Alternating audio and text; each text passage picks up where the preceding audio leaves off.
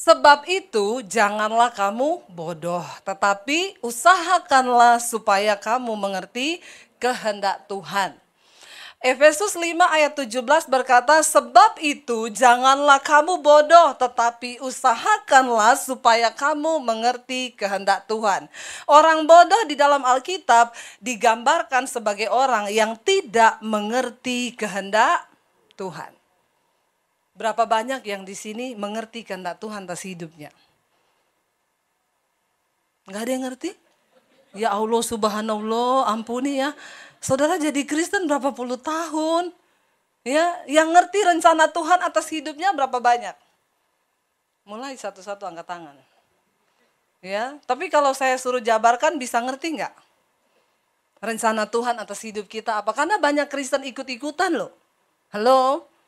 Orang ke gereja ikut ke gereja, pelayanan ngapa pelayanan? Pokoknya ikut aja, ikut pelayanan.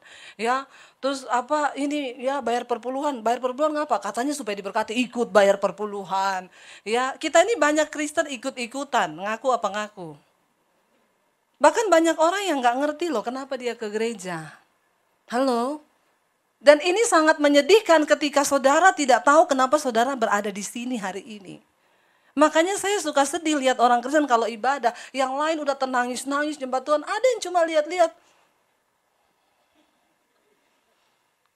Coba saudara, ya, engkau nggak ngerti kehendak Tuhan atas hidupmu. Dan ini mengerikan, amin. Alkitab firman Tuhan bilang, jangan engkau bodoh, tapi usahakanlah supaya kamu mengerti kehendak Tuhan. Orang yang gak ngerti kehendak Tuhan dalam hidupnya itu dikategorikan sebagai orang bodoh. Karena bagi sebagian orang hidup ini ya begini aja. Ya saya lahir, nanti saya makan, jadi besar, saya kerja, dapat duit, lalu saya kawin. Habis kawin ya tua lah, habis tua ya mati. Kita sering kali berpikir hidup hanya sesimpel itu. Dulu ketika saya belum kenal Yesus, ya waktu saya masih Muslim, saudara, saya berpikir bahwa ya hidup itu cuma seperti itu aja. Bahkan tidak jarang saya menyalahkan Tuhan ketika saya menghadapi persoalan. Saya bilang, Tuhan, kenapa sih engkau kurang kerjaan ciptakan saya di dunia? Kalau kita bisa memilih untuk dilahirkan, kita pasti bisa pilih dong kita lahir di keluarga yang happy. Amin apa amin? Yang kaya, bener nggak? Apa yang kita mau ada.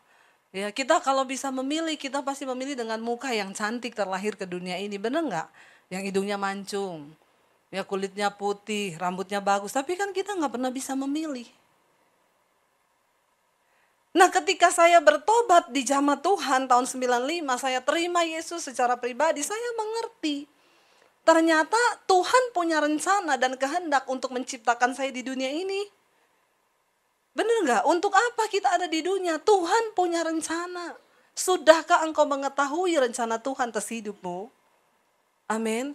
Saudara, karena kalau kita nggak temui kehendak Tuhan dalam hidup kita, kita capek loh hidup di dunia ini, benar capek.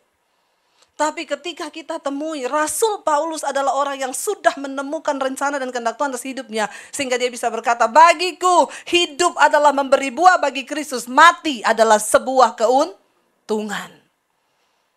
Rasul Paulus menyadari itu, bahwa hidup bagi dia adalah berbuah bagi Kristus, mati adalah sebuah keuntungan. Ada banyak orang yang gak ngerti kehendak Tuhan. Coba kita mulai dari rumah tangga. Ketika kita terpancing untuk ribut suami istri berantem, kehendak Tuhan bagi rumah tangga kita itu apa? Damai, sejahtera. Tapi kita lebih memilih berantem, ribut, atau bahkan sebagian orang memilih untuk bercerai. Apakah itu kehendak Tuhan? Kita bicara tentang kehendak Tuhan, saudara jangan berpikir yang terlalu muluk-muluk ya. Yang saya bakal jadi pengkhotbah besar, nanti saya bakal gini. Enggak. Mulai dari rumah tangga hidup kita sendiri. Ketika di depan kita ada pilihan untuk berbuat dosa atau mengejar kekudusan, yang kehendak Tuhan yang mana? Kita jatuh bangun di dalam dosa atau kita melakukan kehendak Tuhan? Mengejar kekudusan itu. Kalau kita masih jatuh bangun dalam dosa, maka kita dikatakan sebagai orang bodoh. Sekalipun kita sudah melayani Tuhan. Tapi kalau kita tidak melakukan kehendak Tuhan, kita bodoh, saudara. Satu contoh di dalam Alkitab, saudara, siapa? Raja Saul. Ya, coba kita buka ayatnya. Saul dikatakan orang yang bodoh di hadapan Tuhan. Kenapa? 1 Samuel pasal 13 ayat yang ke-8 mulai. Kita baca sama-sama. 1 Samuel pasal 13 ayat yang ke-8 kita akan baca sampai dengan ayat yang ke-14. Saudara lihat akibat kebodohan dan apa konsekuensinya. 1, 2, 3 kita baca. Ia menunggu 7 hari lamanya sampai waktu yang ditentukan Samuel. Tetapi ketika Samuel tidak datang ke Gilgal, mulailah rakyat itu berserak-serak meninggalkan dia. Jadi ceritanya begini, sebelum kita lanjut baca, 1 Samuel pasal 13 ini bercerita ketika itu mereka berhasil memukul kalah pasukan Filistin. Lalu Saul menjadi bangga, dia mengumumin seluruh negeri bahwa mereka telah pukul kalah pasukan Filistin. Mereka memperoleh kemenangan. Hal itu didengar oleh orang Filistin. Lalu orang Filistin menjadi marah. Mereka bangkit dengan kekuatan tentara, ribuan kereta kuda dan ratusan ribuan bahkan ratusan ribu rakyat yang ikut menyerang kepada Saul. Lalu ketika barisan orang Filistin sudah mendekati ke daerah tempat Saul ada di Gilgal, ya. Saul ini nunggu, Samuel bilang 7 hari aku akan datang ke situ. Kita akan mempersembahkan korban. Kamu pokoknya jangan mempersembahkan korban. Dia tunggu Samuel nggak datang, saudara. Apa yang terjadi? Ini ayat yang ke-8 bilang, ya. Lalu mulailah rakyat itu berserak-serak meninggalkan dia. Lalu orang Israel mulai tinggalkan Saul karena mereka takut dengan pasukan orang Filistin yang akan datang menyerang, saudara. Lalu ayat yang ke-9 bilang, kita baca sama-sama. Sebab itu Saul berkata, bawalah kepadaku korban bakaran dan korban keselamatan itu. Lalu ia mempersembahkan korban bakaran. Saudara perhatikan, niatnya Saul ini baik nggak? Sebelum maju berperang, dia berkehendak untuk mempersembahkan korban bakaran dan korban keselamatan. Menyembelih anak domba di hadapan Allah supaya ada perlindungan penyertaan Tuhan. Tetapi niat baik kalau tidak dilakukan berdasarkan kehendak Tuhan akan menjadi sebuah kebodohan di hadapan Tuhan. Amin. Jadi niat baik aja nggak cukup. Saul waktu itu kedudukannya raja. Dia tidak boleh mempersembahkan korban karena itu adalah bagiannya imam. Ya, zaman dulu saudara, begitu orang salah melangkahi apa yang sudah Tuhan tetapkan langsung kena hukum, beda sama zaman sekarang. Orang boleh seenaknya mengambil bagian yang mereka anggap mereka bisa. Dan Tuhan kayaknya diamin aja. Tapi hati-hati saudara. Kalau itu bukan kehendak Tuhan, maka kita akan celaka loh dalam hidup ini. Ya.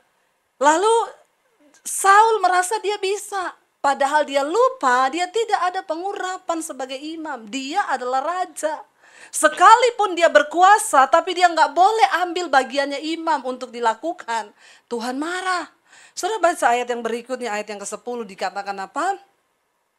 Baru saja ia habis mempersembahkan korban bakaran, maka tampaklah Samuel datang. Saul pergi menyongsongnya untuk memberi salam kepadanya, ayat 11. Tetapi kata Samuel, apa yang telah engkau perbuat? Jawab Saul, karena aku melihat rakyat itu berserak-serak meninggalkan aku dan engkau tidak datang pada waktu yang telah ditentukan. Padahal orang Filistin telah berkumpul di Mikmas, ayat yang ke-12. Maka pikirku, sebentar lagi orang Filistin akan menyerang aku di Gilgal, padahal aku belum memohonkan belas kasihan Tuhan. Sebab itu aku memberanikan diri, lalu mempersembahkan korban bakaran. Yang niatnya baik, kalau tidak sesuai kehendak Tuhan, nggak bisa. Amin saudara. Jadi jangan cuma main tabrak dengan niat baik ya. Kalau itu Tuhan gak berkehendak, hancur semuanya. Seringkali kita merasa kita bisa, kita mampu dengan cara pikir kita. Apa yang menghalangi kita ini bisa jadi orang yang bijaksana? Karena kita ini semua punya pikiran. Dan seringkali ketika keadaan terdesak, ya, maka karakter asli kita tuh muncul. Lalu kita lupa, tanya apa kehendak Tuhan. Ya, benar gak? Apa yang sedang mendesak saudara hari-hari ini? Kebutuhan keuangan kah? Apa yang sedang mendesak saudara hari-hari ini? Anda butuh disembuhkan? Ingat, balik kepada Tuhan. Tanya apa kehendak dan maunya Tuhan. Karena kita nggak bisa seenaknya kita untuk melakukan apa yang sebenarnya niat baik. Tapi kalau itu bukan kehendak Tuhan, maka sia-sia. Ini pernah terjadi dengan kisahnya siapa? Daud. Ketika Daud berikhtiar untuk memindahkan tabut Allah ke Yerusalem. Sebenarnya ini niat baik nggak saudara? Baik banget. Daud bilang itu tabut Allah harus adanya di Yerusalem, bukan di tempat lain. Lalu Daud dengan kekuatan, dengan hikmatnya sebagai seorang raja, dia pindahkan tabut itu tanpa meminta petunjuk para imam pada waktu itu. Diangkat tabut itu dengan iring-iringan pujian, penyembahan, ribuan orang disuruh mengiringi. Ketika tabut Allah itu hampir jatuh, lalu Usa. Saya mau tanya, niat baik Usa itu punya niat baik nggak? Baik, karena dia takut tabut itu akan jatuh. Lalu dia berusaha menahan tabut itu. Apa yang terjadi? Usa mati disambar api Tuhan. Ketika itu saudara, iring-iringan para pemusik, penyanyi semuanya berhenti dan menjadi sebuah kedukaan. Daud ketakutan melihat apa yang terjadi. Daud bilang, stop, jangan bawa tabut itu. Titip rumah imam yang paling dekat di sini siapa? Obed Edom. Taruh di rumah Obed Edom.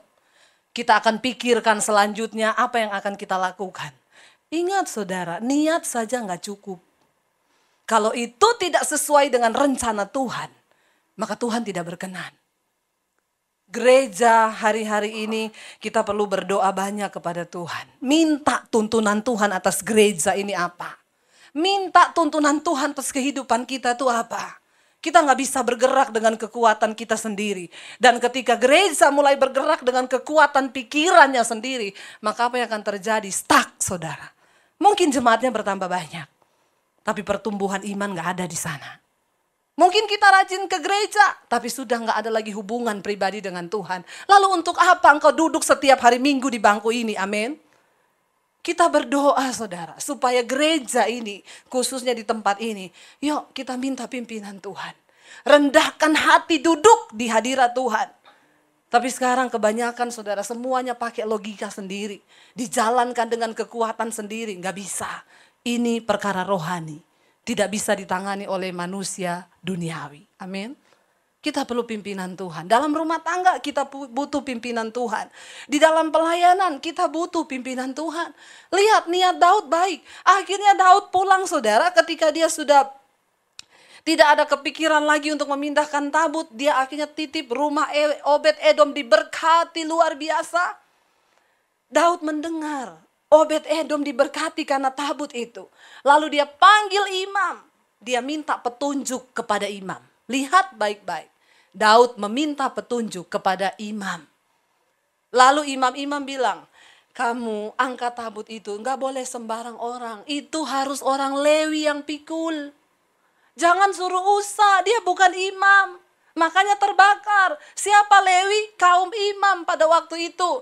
Ketika itu Daud mendengar apa yang imam-imam itu suruhkan kepadanya sesuai dengan yang Tuhan mau. Lalu saudara, Daud ketika yang pertama dia pikul tabut itu dengan iringan, dia pakai baju kerajaan. Sebagai raja dia pakai jubah rajanya. Ketika yang kedua kali imam-imam bilang gak boleh. Semua harus pakai jubah keimaman. Tanggalkan baju rajamu dan engkau kenakan jubah keimaman dari kain efod. Lalu Daud pakai itu, mereka bawa iring-iringan setiap berapa meter sembelih korban. Jalan lagi, sembelih korban, jalan lagi. Itu yang Tuhan mau. Akhirnya tabut itu sampai ke Yerusalem. Apa yang kita mau belum tentu apa itu yang Tuhan mau. Amin. Dan ketika kita melakukan tepat seperti yang kita mau, kita adalah orang-orang yang berkenan di hadapan Tuhan dan kita nggak dibilang bodoh. Ya, jangan jadi orang bodoh. 1 miliar taruh di peti. Saya berdoa hari ini kita semua dibukakan Tuhan. Ya, seperti apa yang akhirnya saudara tahu. Balik ke tadi 1 Samuel. Ayatnya, apa yang terjadi dengan Raja Saul ketika dia tidak melakukan apa yang Tuhan mau?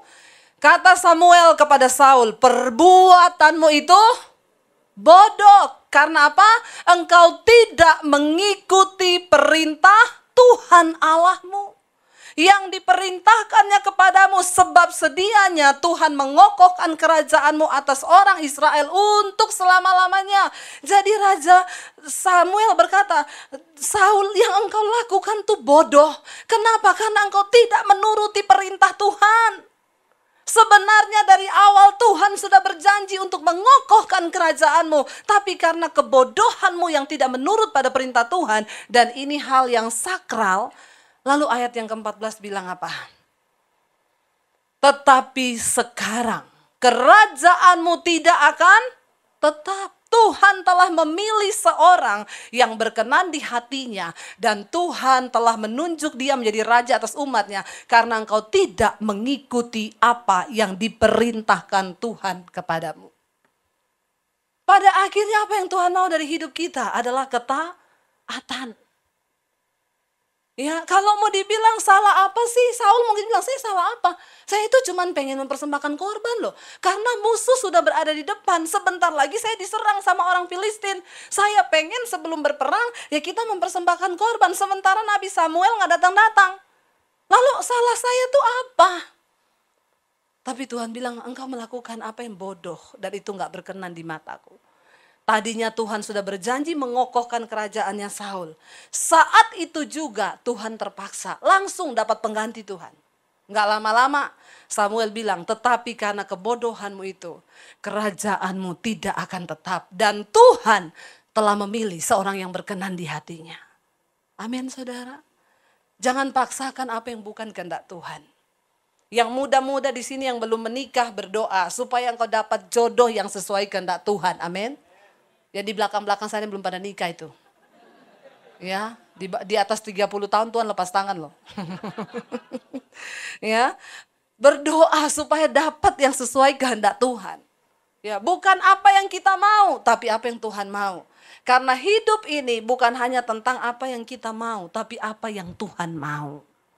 Dan ketika apa yang Tuhan mau itu saya ingat ketika saya di Solo, Tuhan mau bawa saya ke Jakarta, waktu itu saya bergumul saudara.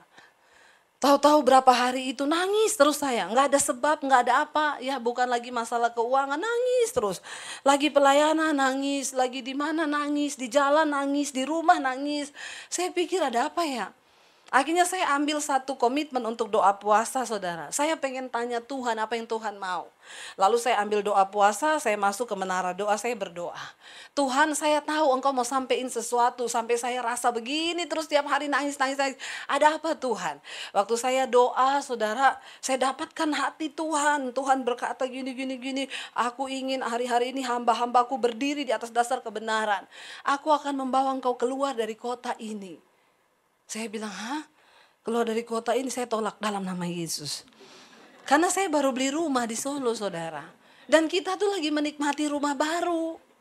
Ya kenapa Tuhan mau bawa saya keluar? Saya pendam itu sendiri saudara. Menjadi sebuah pergumulan di hati saya gitu ya. Saya pendam. Satu saat iseng saya tanya sama suami saya gini, perasaanmu hari-hari ini pelayanan kita gimana? Dia bilang gini, aku ya jujur loh kalau aku rasa hari-hari ini aku stuck. Terus maksudmu kayaknya Tuhan mau bawa kita keluar ya dari kota ini. Saya langsung tengking dalam nama Yesus. Ternyata dia juga dapat yang sama. Dan itu benar-benar saudara kita gak mau. Mikir anak saya 3 udah sekolah lagi. Aduh mau pindah, akhirnya kita berdoa gini, beneran gak ya Tuhan mau bawa kita ya? Kira-kira kalau Tuhan bawa kita kemana, pindah kita kemana ya? Kata suami saya, kayaknya ke Batam. Kenapa ke Batam? Dia bilang, dulu aku pernah dapat panggilan untuk pelayanan di Batam. Waktu selesai sekolah Alkitab, kata suami saya. Saya bilang, kalau gak ke Batam kemana? Dia bilang, dulu kan di Jakarta ada pendeta, tawarin kita pindah ke Jakarta. Tapi waktu itu kita juga tolak. Enggak Pak, kita di Solo. Kenapa? Kita udah beli rumah di Solo. Kayaknya kalau udah punya rumah udah menetap banget di situ ya. Tapi pendeta itu bilang gini, enggak, kalian tuh bukan di Solo. Satu saat kalau kalian berubah pikiran, hubungi saya. Kasih tahu kalau kalian mau pindah ke Jakarta. Jadi kita berunding gini, apa itu pendeta kali ya? Yaudah gini aja deh, kita juga melangkah ya. SMS aja pendeta itu. Ya, masih berlaku enggak tawarannya? Saya cari nomor HP-nya di HP saya, saudara, nggak ada. Ternyata kesimpan di HP yang lama. Karena orang penting itu nggak ganti nomor, tapi ganti HP. Amin. Orang nggak penting ganti nomor terus. Tiap di telepon yang Anda tuju, nomornya sudah ganti. Ya, apalagi telepon yang Anda tuju sudah berubah. Tapi orang penting ingat ya, ganti HP, amin. Tapi orang nggak penting ganti. Tapi sekarang nomor udah diregistrasi, jadi Anda nggak bisa gonta-ganti lagi. Bener nggak? Nomor kalau udah diregistrasi, nelpon ke HP saya, walaupun saya belum punya nama orang itu, masuk langsung ketulis Nurmin Hayati. Dia telepon, saya langsung bilang, iya Ibu Nurmin. Loh kok Ibu tahu? Ada deh. Padahal karena sudah diregistrasi. Jadi itu khususnya sekarang ini biar nggak ada penipuan, nggak ada apa. Saya cari nomornya udah nggak ada. Terus suami saya bilang gini, gampang saya. Ntar saya mintain di gereja, karena kan dia sering diundang tuh di gereja kita. Saya bilang gini, jangan diminta. Terus kita jadikan ini tanda. Kalau Tuhan mau bawa kita benar pindah ke Jakarta, Tuhan yang kirim itu nomor. Saudara, kira-kira susah nggak? Tuhan kirim nomor susah nggak? Nggak usah sok beriman. Saya tanya pakai logika ini, kira-kira susah nggak pakai logika? Sok beriman semua, enggak. Padahal coba di rumah pikir, iya juga ya, susah loh itu. Ya, lo bener nggak? Ya secara logika susah loh. Bagaimana caranya coba Tuhan bawa nomor? Jadi saya sengaja pilih cara yang susah. Saya bilang gini, Tuhan sorry ya, saya bukan kepala batu loh. Tapi saya pengen tahu ini kehendakmu atau karena kita ini merasa stuck atau apa, kan bisa emosi sesaat kan? Emosi jiwa kan ada kan? Jadi saya bilang, lah ini kan kita nggak salah. Tuhan, Engkau kan maha sanggup, Engkau maha kuasa, Engkau maha besar. Tidak ada yang sulit bagi Tuhan bawa nomor itu ke sini. Suatu suami saya gini, iya juga ya. Iya, kita jadikan tanda. Seminggu berlalu nggak ada apa-apa, 2 minggu berlalu nggak ada apa-apa, sebulan nggak terjadi apa-apa. Kita tunggu terus saudara. Tiba-tiba ada teman suami saya datang mampir ke rumah. Dia lihat-lihat di komputer, dia bilang, ih banyak lagu-lagu rohani ya. Besok aku bawa flash disk ke sini, titip ya, kopiin semua lagu rohani yang ada di komputermu. Aku mau pakai buat di gereja aku tuh lagu-lagunya baru. Kata suami saya, iya bawa aja. Besoknya dia ke rumah bawa flash disk. Suami saya bilang taruh aja di meja. Lama dia nggak buka saudara. Ya, udah berapa minggu dia baru, oh iya ya saya disuruh kopiin, iya deh saya kopi deh. Malam-malam dia di kantor, di depan, di rumah kita dulu di depan tuh ada kantor saudara. Karena kita dulu bikin penerbitan buku saudara ya. Lalu dia malam-malam tiba-tiba teriak, sini. Saya pikir dia lihat setan. Malam-malam soalnya jam 11 malam, saya bilang, ngapa? Ada apa? Ada setan? Enggak, sini. Dia tunjukin di komputer. Waktu dia buka flash disknya itu ada file di situ, nama hamba Tuhan plus nomor telepon. Pas diklik, nomor 1 namanya pendeta itu. Memang tidak susah bagi Tuhan ya. Sekarang saya baru akui. Lo bener, ya ampun saya langsung subhanallah. Lo bener gak saudara? Karena waduh jangan sampai ini jadi kenyataan Tuhan. Lalu suami saya bilang, SMS. Saya SMS, Pak ini Daniel Debbie di Solo. Dulu Bapak tawarin kita ke Jakarta, masih berlaku gak tawarannya? Dia gak balas saudara. Seminggu, 2 minggu gak dibalas. Saya SMS lagi, kata suami saya gini, telepon gak usah, SMS aja. Kalau memang dia masih aktif kan mesti dia baca. Bener gak? Ya iya juga ya. Kan saya udah SMS berkali-kali. Gak mau telepon, gak usah. Orang saya berharap ini batal. Bener nggak? Karena udah nggak kepikiran nih kalau pindah bagaimana memulai dari nol. Aduh tuh nggak gampang.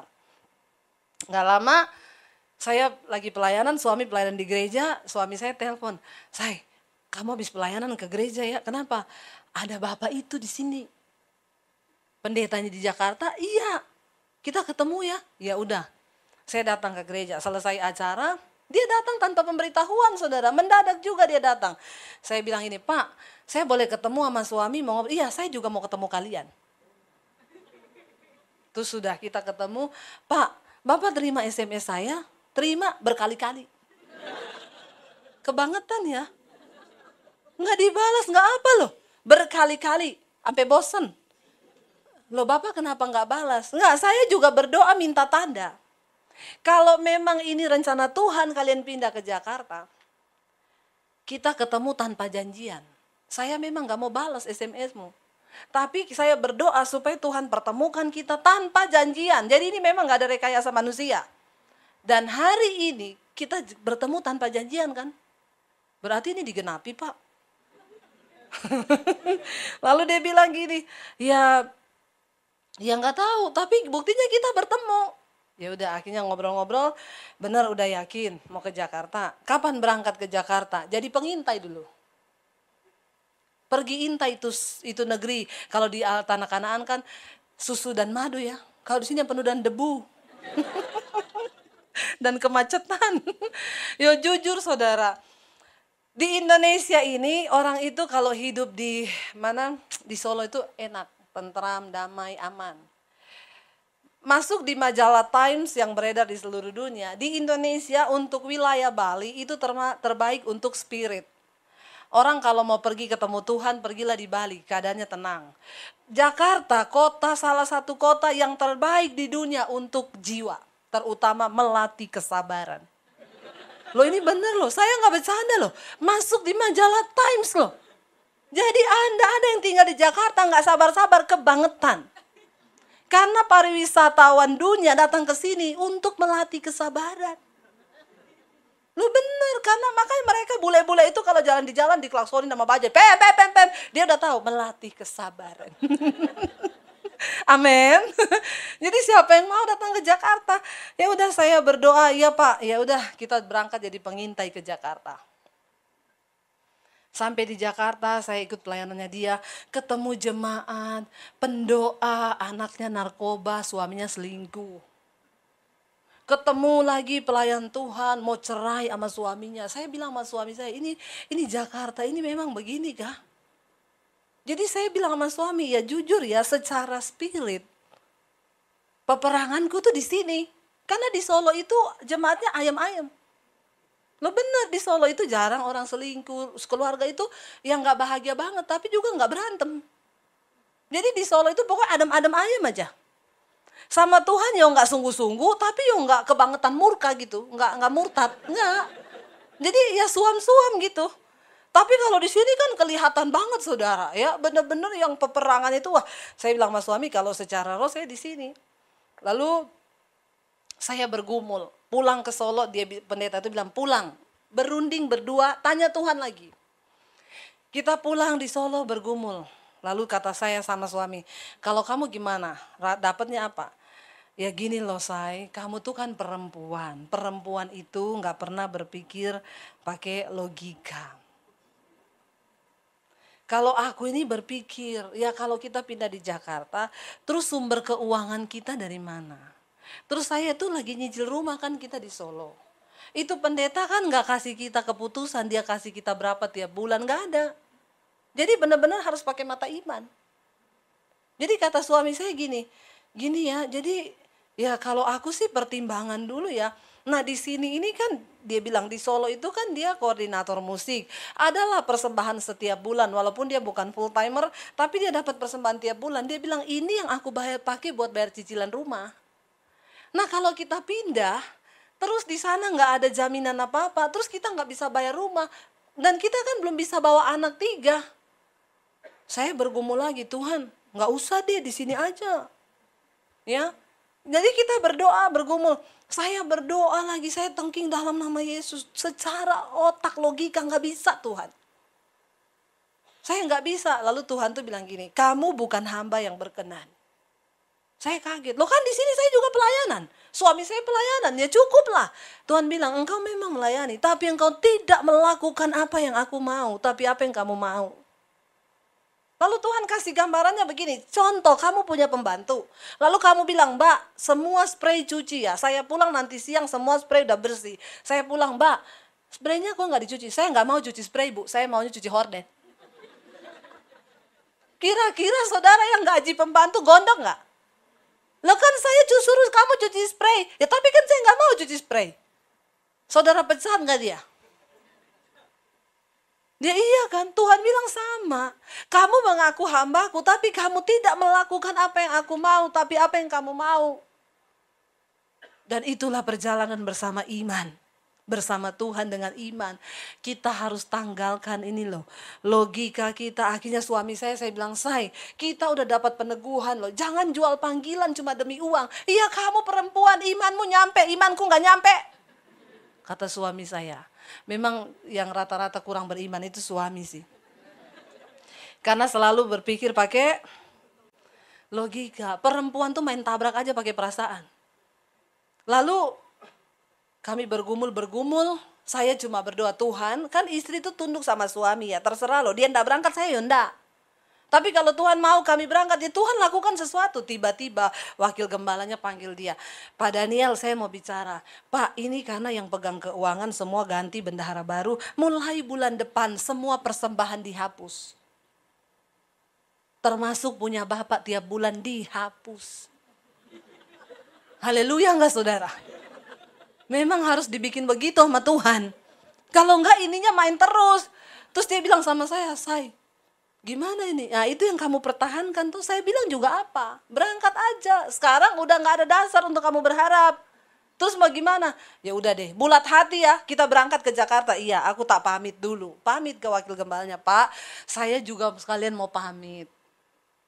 Saya dapat panggilan, "Loh kok mendadak banget?" "Enggak, sebenarnya udah lama kami gumuli." Dia nggak tahu itu peneguhan.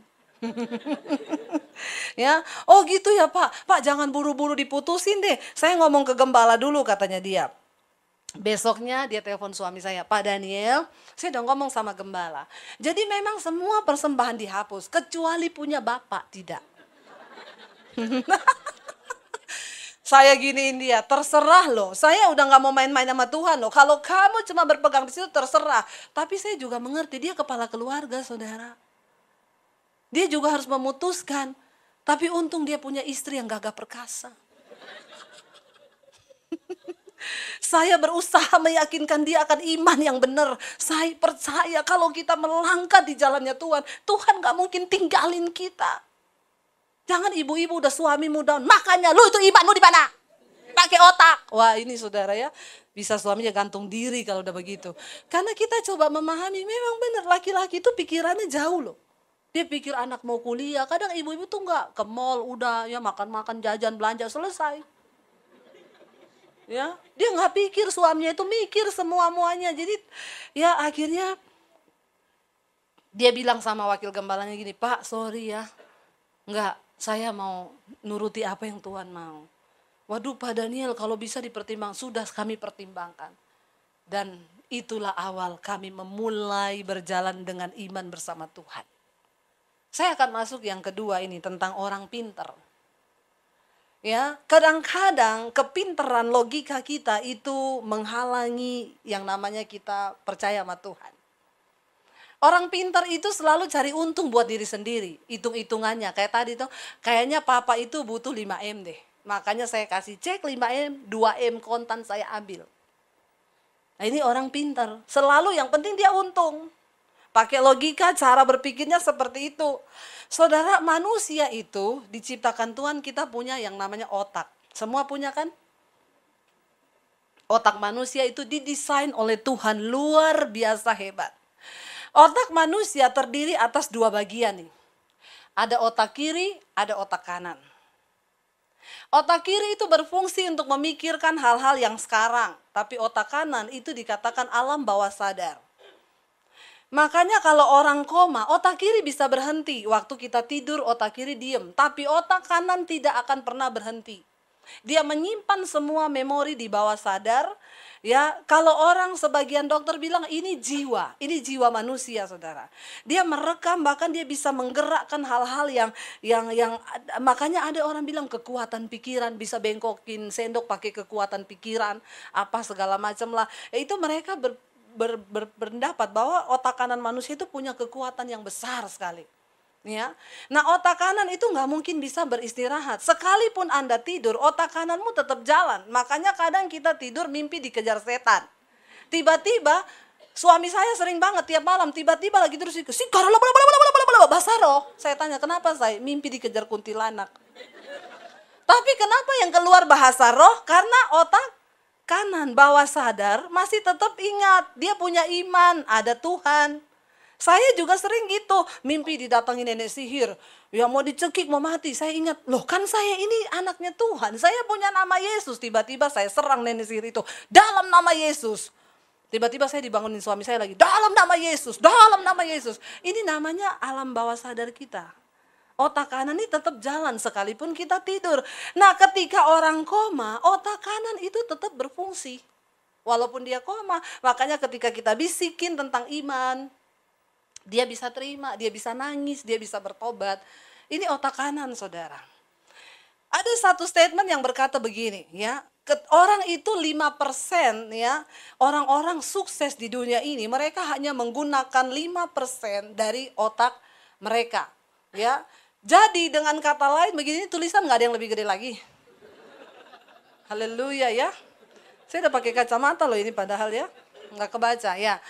Ada ungkapan berkata bahwa ya rata-rata orang mempergunakan 5% dari otaknya dan mereka bisa sukses ya. Berarti pendapat ini juga bisa berkata begini. Berarti bila Anda menggunakan menaikkannya menjadi 10%, Anda bisa jadi orang jenius. Ini pernyataan benar atau salah? Ya, ini pernyataan yang salah, saudara. Yang benar adalah, tolong ditayangkan. Yang benar adalah rata-rata manusia di dalam melakukan aktivitasnya hanya 5% yang dilakukan dengan berpikir.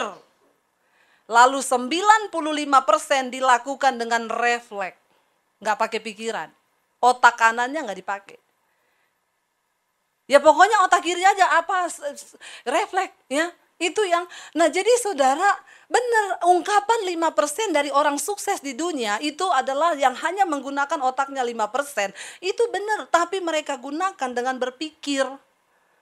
Sedangkan yang 95% orang nggak pernah mempertimbangkan, langsung aja bertindak. Langsung aja melakukan 95% refleks. Dan nggak pernah ada pertimbangan, otak kanannya nggak dipakai. Lalu bisakah ini dirubah, saudara? Bisa. Rasul Paulus berkata begini, Roma pasal 12 ayat yang kedua. Roma 12 ayat yang kedua berkata begini, ya berubahlah oleh pembaharuan budimu, supaya engkau dapat membedakan, ya janganlah kamu menjadi serupa dengan dunia ini, tetapi berubahlah oleh pembaharuan budimu, sehingga kamu dapat membedakan manakah kehendak Allah, apa yang baik, yang berkenan pada Allah, dan yang sempurna. Kata berubahlah oleh pembaharuan budimu dalam terjemahan bahasa Inggrisnya dikatakan ya your mind, cara berpikirmu, ubah cara berpikirmu supaya engkau bisa membedakan ya mana kehendak Allah, apa yang berkenan kepada Allah dan yang sempurna.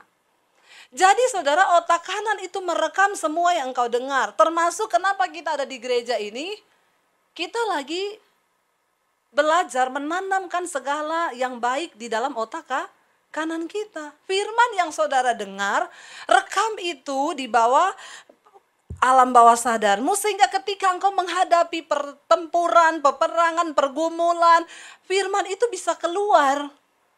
Itu yang mempengaruhi hidupmu dan mengubah. Jadi begini saudara, apa yang engkau pikirkan, coba tayangkan gambarnya yang satu.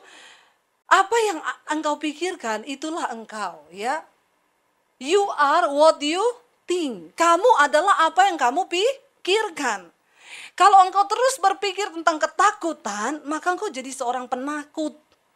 Ini dipakai oleh orang-orang sukses yang namanya motivator. Tapi mereka itu pakai yang secara dunia. Nah kita, yang kita tanamkan di pikiran kita adalah firman Tuhan. Engkau akan menjadi seperti yang engkau pikirkan. Kalau engkau pikirkan terus ya takut melangkah, maka engkau jadi gagal. Makanya orang-orang motivator itu bilang, pikirkan engkau sukses. Bilang engkau pasti sukses. Sampai alam bawah sadarmu mendengar. Ya itu kalau kita ikut seminar-seminar motivator tuh begitu. Berdiri bilang, aku sukses, aku sukses, aku sukses. Didengungkan terus. Ini yang Alkitab bilang, pikirkanlah semua yang baik, yang manis, yang patut dipuji, yang disebut kebajikan. Ya, yang baik, yang manis, yang suci, yang agung, yang kudus. Pikirkanlah semuanya itu, kata firman Tuhan. Supaya pikiran kita ini berubah. Kenapa saudara? Karena ketika cara berpikirmu berubah, pikiran itu akan berbuah menjadi kehendak. Ketika kehendak itu terus dipupuk, dia berbuah menjadi sebuah tindakan. Dari tindakan itu berubah menjadi karakter. Karakter yang terus dilakukan berubah menjadi perilaku atau sifat. Sifat yang terus-menerus dilakukan dinamakan kebiasaan. Kebiasaan melahirkan nasib. Ya, ketika itu menjadi kebiasaanmu setiap hari, ya maka nasibmu seperti itu. Nggak ada orang diciptakan dengan nasib miskin. Amin. Tapi kalau mentalnya, cara berpikirnya miskin, ya jadi miskin benar. Tapi ketika engkau merubah cara berpikirmu, saya dulu pernah baca kisah suksesnya Andre Wongso, saudara. Dia motivator hebat, kalau diundang tuh ratusan juta bayarannya. Dia itu cuma anaknya seorang tukang jual pisang goreng di sekolah. Waktu itu dia nggak bisa bayar sekolah, lalu gurunya ya panggil mamahnya, ini dia nggak bisa lanjutin sekolah lagi ya, dia udah nggak bisa bayar sekolah dan juga kayaknya otaknya juga pas-pasan. Jadi ya udah kita keluarin dia. Mamanya memohon tolong kasih Andre kesempatan untuk sekolah. Akhirnya dia dapat beasiswa lalu dia bisa sekolah. Ya lalu mamanya bawa dia ke peramal. Waktu peramal baca garis tangannya, dia bilang gini, ini anak ditakdirkan nasibnya miskin. Sial. Udah ibu nggak usah repot-repot sekolahin karena dia nggak bakal jadi apa-apa. Dia nih nasibnya ditakdirkan miskin. Mamahnya bilang enggak, dia pasti bisa. Dengan semangat saudara dia berusaha, dia berubah dan dia sekarang jadi motivator hebat. Sekali undang ratusan juta saudara. Apa yang dibilang nasib? Tidak. Ketika engkau mengubah cara berpikirmu. Kita sudah dengar banyak kesaksian, siapa? Nick yang badannya cuma separuh. Dulu mau bunuh diri, terjun di kolam renang karena merasa nggak berharga. Tapi karena cinta dan penerimaan orang tua yang selalu peluk dia dan ngomong kamu berharga buat mama papa. Lalu dia bangkitkan dirinya. Dia bilang saya tidak akan tenggelam dalam keputusasaan dengan kondisi tubuh yang cacat ini. Tapi saya bisa melakukan sesuatu. Dia rubah cara berpikirnya. Makanya Alkitab bilang berubahlah oleh pembaharuan budimu. Hari ini apa yang bisa merubah budi kita? Tidak lain tidak bukan adalah firman Tuhan. Ucapkan firman. Kenapa kita ada di gereja ini? Ya, kenapa kita nyanyikan lagu? Kenapa kita dengar firman? Ini gunanya untuk mencuci loh. Otak kita ini kita masukin dengan hal-hal yang positif yang dari Tuhan. Bahwa Tuhan itu sanggup. Kita nyanyikan pujian tadi, ya pujian yang kita nyanyikan itu kan bisa merubah ya. Misalnya kita nyanyi mungkin ku tak mengerti apa yang ku alami, namun ku yakin Tuhan punya rancangan terbaik. Makanya kalau nyanyi, tolong pakai ekspresi dengan pikiranmu engkau nyanyi. Amin. Jangan cuma nyanyi baca, pertolonganku datang darimu, Yesus yang ku percaya. Sebaliknya pemain musik juga yang main dengan hati dan pikiran itu terlihat. Ya, ketika dia main biola sambil tutup mata, dia juga di hati dan pikiran yang tak Tapi coba kalau ada main biola itu kan saudara juga terasa kan? Dia tidak menjiwai, benar nggak? Ada pemain keyboard yang main piano misalnya, lagi main terus, ya itu kan biasa tuh kalau jiwanya main, dia juga ikut soul. Makanya orang tuh bilang gini, beda ya mainnya, ada soulnya. Kenapa dibilang ada soulnya? Karena pikirannya ikut main musik, jiwanya, perasaannya juga di situ. Amin saudara. Itu kita bisa lihat di situ, ya dia main tadi piano mainnya, dia sambil meresapi apa yang dia mainkan, itu pasti beda. Kita rasakan sesuatu yang berbeda. Sebaliknya jemaat juga, engkau nyanyi cuma nyanyi, maaf Anda pulang gak dapat apa-apa. Itu yang Alkitab bilang engkau bodoh, gak ngerti kehendak Tuhan. Tapi ketika engkau nyanyi dari hati, kenapa kita nyanyi? Yang kita ucapkan itu semua nyanyian di gereja itu kan semua pakai firman. Gunanya apa? Waktu engkau menghadapi tekanan, engkau merasa tidak mampu lagi, setan bilang keadaanmu buruk, kamu tidak bisa bangkit. Tiba-tiba engkau ingat dari alam bawah sadarmu, engkau pernah nyanyikan pujian yang sesuai dengan firman. Yang tak mungkin bagiku, semua mungkin bagimu. Amin. Itu karena cara berpikirmu diubah. Apa yang kau isi di pikiranmu, Itu yang akan memerintah engkau melakukan sesuatu menjadi tindakan, lalu itu menjadi nasib. Orang kalau tiap hari nonton film porno, otaknya porno terus. Lihat kambing, gak pakai celana tuh kambing. Iya memang kambing dari dulu gak pakai celana. Hello, bener gak? Tapi ketika engkau taruh di otak itu firman, ya ketika engkau sedang dalam putus asa, firman itu berbicara. Apa yang tidak mungkin bagi manusia itu sanggup dilakukan oleh Allah. Makanya Rasul Paulus bilang begini. Ya, coba saya kasih satu ayat ya. Saudara belum bosan kan? Saya aja masih berapi-api loh. Ya, ayat 1 Filipi 3 ya, ayat yang ke-7 sampai ayat yang ke-8. Filipi 3 ayat 7 dan ayat yang ke-8 kita baca. Tetapi apa yang dahulu merupakan keuntungan bagiku, sekarang kuanggap rugi karena Kristus. Lalu ayat yang berikutnya, malahan segala sesuatu kuanggap rugi. Karena apa? Pengenalan akan Kristus Yesus Tuhanku lebih mulia daripada semuanya. Oleh karena dialah, aku telah melepaskan semuanya itu dan menganggapnya sampah. Supaya apa? Aku memperoleh Kristus. Kenapa Rasul Paulus bisa bilang begini? Apa yang dulu merupakan keuntungan bagiku sekarang rugi karena pengenalan akan Kristus. Artinya cara berpikir mulai dirubah. Apa yang merubah dia? Pengenalan akan Kristus Yesus Tuhan. Karena dia baca Alkitab. Dia mulai merasa yang dulu itu kebodohan. Dulu bagi Rasul Paulus bunuh orang itu satu keuntungan loh. Dia pikir dia berbuat bakti kepada Allahnya. Tapi ketika dia mengenal firman kebenaran, dia mulai bilang, ternyata apa yang aku lakukan itu dulu itu kebodohan. Kuanggap rugi. Karena pengenalan akan Yesus Kristus Tuhan itu lebih berguna dari segala-galanya. Saudara, ayo kita jangan berhenti jadi Kristen pas-pasan di gereja. Tuhan udah mau datang, saudara. Berubahlah oleh pembaharuan budimu. Makanya Rasul Paulus berkata ayat yang ke 1 Korintus pasal 9 ayat 27. Ya, kali ini banyak ayat saudara, biar Anda yakin benar. Ya, dicatat, pulang ke rumah baca Alkitab, lagi tidak ada apa-apa, baca Alkitab di HP kan ada ya, baca sama-sama. Ini yang dilakukan Rasul Paulus. 1, 2, 3. Tetapi aku melatih tubuhku, menguasainya seluruhnya. Supaya apa? Sesudah memberitakan Injil kepada orang lain, jangan aku sendiri ditolak. Ini menjadi satu yang memotivasi Rasul Paulus untuk mengubah hidupnya.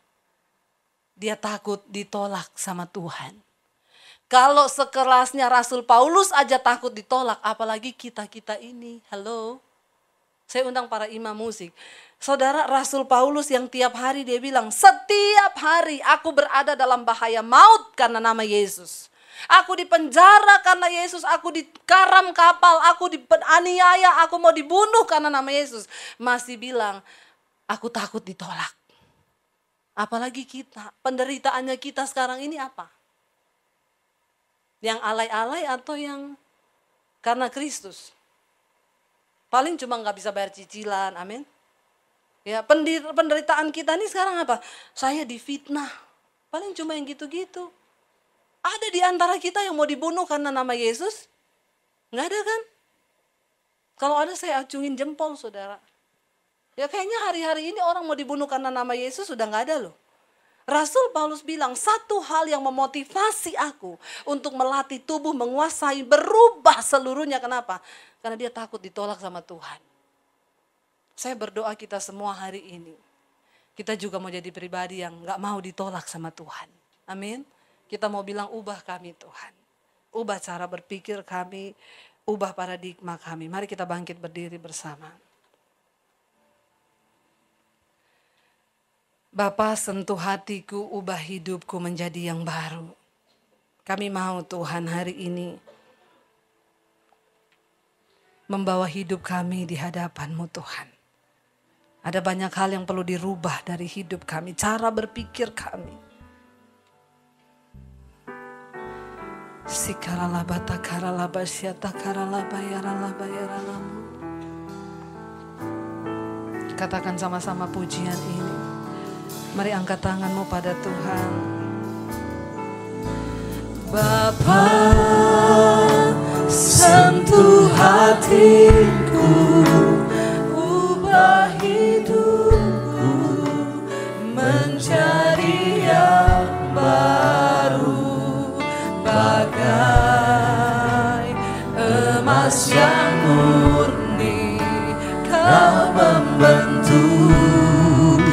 Berjana hatiku, Bapa, ajarku mengerti sebuah kasih yang selalu memberi, bagai air mengalir yang tiada pernah berhenti.